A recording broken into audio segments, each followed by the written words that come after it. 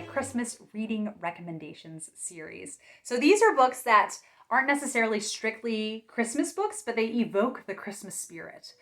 They have kind of that your cup runneth over after you finish them feeling. And for that, I think they deserve to be recommended. And the first is a series that will come as no surprise on my channel, and that is the Betsy-Tacy series. And I will say, because each of these books takes place over the course of a year, that Christmas is mentioned to some extent in pretty much each book. It's really fun in Heaven to Betsy. There's a whole infamous brass bowl Christmas chapter. And then in Betsy in Spite of Herself, there's a lot of German Christmas when Betsy goes off to Milwaukee with her friend Tib, and Tib's family is German, and she gets to see all of their Christmas traditions, their German Christmas traditions. But like I said, you're just left with a warm glow after finishing some Betsy-Tacy books. And I love them so much, and I want every reader to enjoy them. And then also the Mitford series by Jan Karon. Another one where there's a few exceptions, but most of the books take place over the course of a year.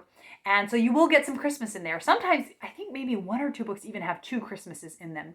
And I love that. There is such heart to this series. I definitely had my ups and downs with it. But I mean, I think you could start with At Home in Mitford, which is the first one, and get that lovely Christmas glow. There's also a Christmas novella, Shepherd's Abiding. And I hope that you might enjoy it. And then the next one is the Melendy Family Quartet by Elizabeth Enright.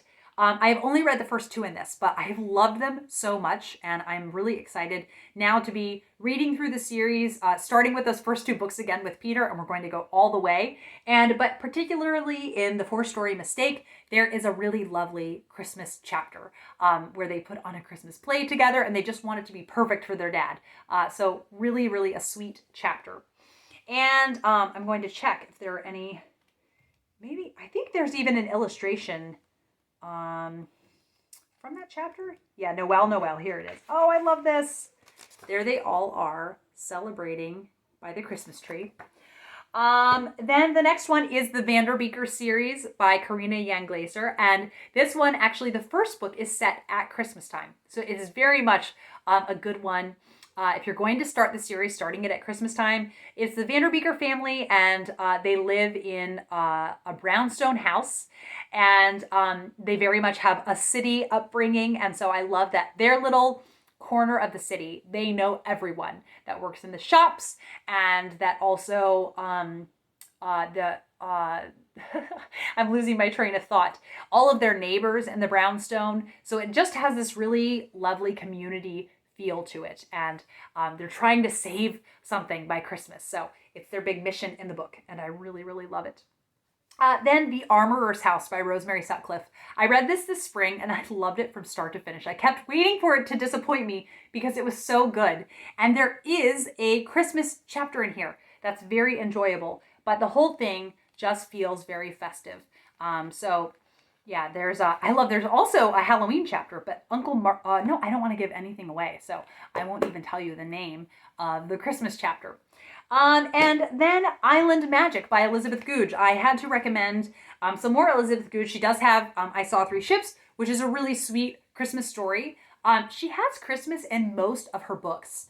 It's a little bit more charming in some books than others. And Island Magic, I really, really loved Christmas in this one. It's also really great in Towers in the Mist and in the Elliot family trilogy. But Island Magic might be my favorite of hers. I don't know. I will have to revisit it at some point and see what I think. I loved it so much.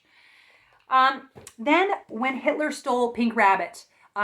This is about a little girl who, Anna, she is Jewish, and she's living in Germany, and so her family have to evacuate. And they move around a bit throughout the course of the book. I know there's a sequel, and I would love to, at some point, read the sequel. There's such a family focus of this, and I love that this is through the eyes of a child. There's all this tumultuous stuff happening in the world, but you're just seeing her think about how, her daily life is affected, and how her family unit, what's going on with them. And so there's this real closeness and warmth to this book, and it makes it really special. There is a Christmas chapter in this one as well. And then one that I don't believe there are any Christmas chapters, the Mrs. Arris books by Paul Gallico. So I have read Mrs. Arris Goes to Paris, and then Mrs. Arris Goes to New York, and I loved that one as well. And then this one I haven't read is Mrs. Arris Goes to Parliament, and then I believe there's also Mrs. Arris Goes to Moscow. Now, I know somebody's going to ask, did you see the new movie? I did see the new movie, and the new movie was adequate. The new movie was fine, but in so many new movies, they just have to make contrived drama. And so they just had to make extra drama in it. And then I'm just like, why can't you just make it as cozy as the Angela Lansbury original in the 90s? So I liked it fine, but I much prefer the Angela Lansbury version. So I love these illustrations as well. But yeah, these just, Mrs. Arris, I feel she carries Christmas in her heart all year long. I really, really love this series. And then lastly, Miracles on Maple Hill. This is really fun to read when things are transitioning into springtime, but I also really enjoy reading it when you want a little warmth and to put things in perspective, because Marley's family, they're dealing with some really big, serious issues, and things can be really overwhelming and you can lose heart easily, but I love seeing how they don't, and they keep going and they persevere, and they are such an inspirational fictional family that can inspire you in your real day-to-day life. So, thus concludes all my Christmas reading recommendations. I am so excited. It's this time of year again. I'm so excited that this is the first Christmas in a long time that we will not have to travel. And traveling just really saps so much of my energy. And so then I get there and I'm supposed to celebrate Christmas and I'm just totally... I just honestly have trouble celebrating Christmas fully when I travel. So I'm very excited that I don't have to do that this year. It's all, local, easy to get to. It's going to be a really nice change of pace. So that is all I have to say. I hope that you have enjoyed these, and thank you as always for watching.